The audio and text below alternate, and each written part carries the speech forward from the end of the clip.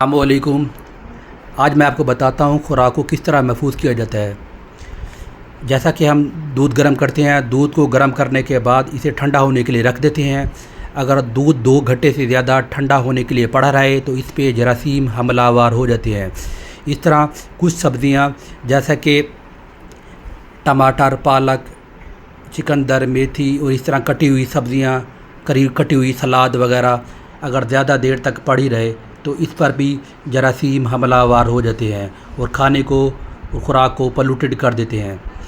इसलिए हमें ख़ुराक को महफूज करने के लिए सबसे पहले इसे धोना चाहिए, फिर इसे खुश्क करना चाहिए ताकि नमी वगैरह ना रहे।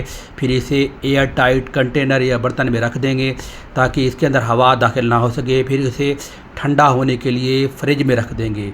और पाँचवा, हम इसे पके हुए खाने या कटी हुई सलाद या सब्ज़ियों को हम 2 से 3 दिन के अंदर इस्तेमाल कर लेंगे ताकि हमारे ख़ुराक महफूज रहे। याद रखें, महफूज ख़ुराक महफूज सेहत।